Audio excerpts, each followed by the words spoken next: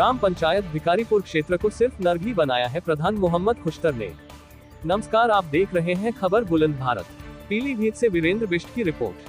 पीलीभीत की विकासखंड अमरिया के ग्राम पंचायत भिकारीपुर के प्रधान मोहम्मद खुश्तर पर गंभीर आरोप लगाते हुए ग्राम पंचायत भिकारीपुर से प्रधान पद की उम्मीदवार रूबी बेगम के पति शमशाद अहमद ने बताया है कि हमारे ग्राम पंचायत भिकारीपुर के प्रधान ने अपनी 5 वर्षीय प्रधानी में ग्राम पंचायत को सिर्फ नर्क ही बनाया है। ग्राम में एक पैसे का काम प्रधान खुश्तर ने नहीं कराया है। आज हमारी एक टीम ग्राम पंचायत भिकारीपुर का जायजा लेने के लिए ग्राम पंचायत क्षेत्र में पहुंची तो पता चला कि प्रधान मोहम्मद खुश्तर को क्षेत्र के विकास कार्य से कोई सरोकार नहीं था। जब हमारी टीम ने ग्राम पंचायत भिकारीपुर से ग्राम प्रधान पद के लिए चुनाव मैदान में आए उम्मीदवार रूबी बेगम के पति शमशाद अहमद से बात की तो उन्होंने ग्राम प्रधान खुश्तर पर आरोप लगाते हुए कहा, शमशाद अहमद किस गांव से ताल्लुक रखते हैं? ग्राम भिकारीपुर, कौन से जिले से? पीलीभीत। प्रधानी का चुनाव आप क्या कौन लड़ रहा, कौन है प्रत्याशी? मेरी जो बीबी है रूबी बेगम, उसके जो नामांकन उससे का कराया गया है। किस चुनाव चिन्ह के साथ लड़ रहे हैं आप? कार का निशान है अपना।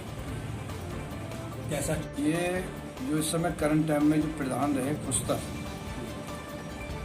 इन्होंने कितना काम कराया, कितनी जिम्मेदारी निभाई, ये आप अपने हिसाब से भी देख सकते हो कि गांव की जो कंडीशन है, इन्होंने सिर्फ इतना काम कराया जितने में इनका पेट भरता है। ना आवाम को देखा और ना आवाम की जो समस्याएं हैं मूलभूत, ना उनको देखा गया।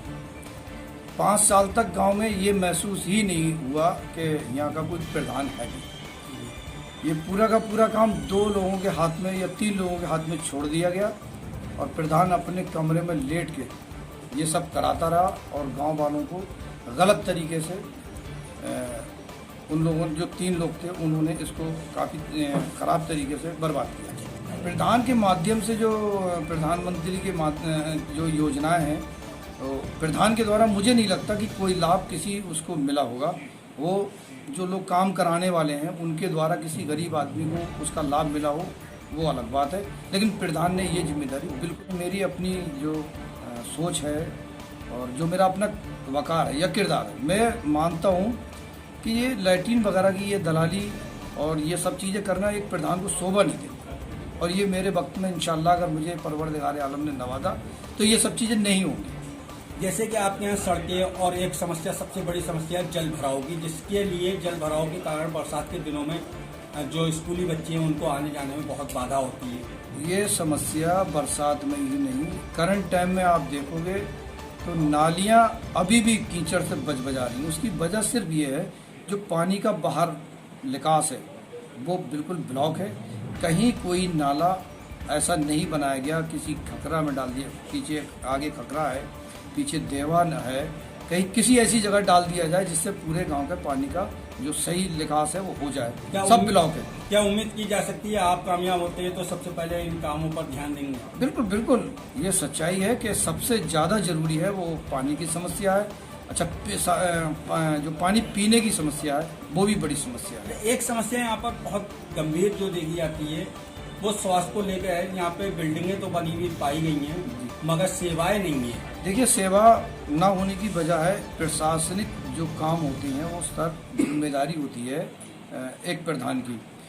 होता क्या है कि प्रधान उन सब जिम्मेदारियों को नहीं निभाता, कौन सी वाली, जिनमें इसे प्रधान को पैसा नहीं मिलता है। अगर ये दौड़ भाग करते तो मुझे लगता है इन बिल्डिंगों में जो ज़रूरतमंद हैं उन लोगों का ज़रूरत के हिसाब से वो होता, इलाज होता, डॉक्टर होते, तो इनसे सबसे मुंह मोड़ता है प्रधान। अगर आप जीत के आते हैं तो क्या आप इन समस्याओं से क्षेत्रवासियों को बरी करेंगे? मेरे साथ में मेरे पूर्व प्रधान सभी भाई थे। हम लोग अभी सिकलापुर में गए। सिकलापुर एक बगल में हमारे ही गांव का एक हिस्सा है, वहाँ पर एक खूबसूरत सी बिल्डिंग बनी है। मैंने भाई से पूछा ये पूरी कंप्लीट है, इसके अंदर डॉक्टर नहीं बैठते। अगर अपना प्रधान बनते हैं, भले ही सरकार की तरफ से डॉक्टर को यहाँ नहीं रखा गया, तो अपने तरीके से, हम अभी थोड़ी देर पहले की बता रहा हूँ, अपने तरीके से चाहे प्राइवेट डॉक्टर रख के इस समस्या को थोड़ा कोशिश करेंगे अपनी तरीके से। दूसरा एक गंभीर मामला आपके यहाँ ये भी चलता है कि यहाँ पे 8वीं तक की शिक्षा मिलती है बच्चों को, उसके बाद बच्चों को दाएं बाएं इधर उधर जाना पड़ता है और जो इस लायक नहीं है वो शिक्षा से पीछे रह जाता है। आपको पूरी सही जानकारी नहीं है, मैं आपको एक जानकारी दे दूँ। पिछले 20 या 25 साल से जो हमारे यहाँ हाई स्कूल उसकी 8वीं की जो बिल्डिंग है बनी हुई 8वीं क्लास तक की जूनियर हाई स्कूल, उसमें पुलिस चौकी है। जो बच्चियाँ और जो लड़के वगैरह जो जाते हैं, पुलिस का काम जो है तो ज़्यादातर ख़राब लोग आते हैं, जैसे कोई शराबी है, ये है वो है। इतनी बड़ी दिक्कत है कि दोनों चीज़ें एक ही बिल्डिंग के अंदर हैं, पुलिस चौकी जूनियर हाई स्कूल उसके अंदर है, जो बहुत बड़ी समस्या का कारण है। इन दोनों को अलग किया जाए। दूसरी बात, 8वीं तक की शिक्षा के बाद में जो परेशानियां होती, जो बच्चियां जाती हैं पीलीभीत वगैरह, और इस क्षेत्र के करीब में 20 गांव हैं जो जिनका पढ़ना बड़ा मुश्किल पड़ता है पीलीभीत जाके। इन इस क्षेत्र समस्याओं में से आप निजात दिलाएंगे क्या?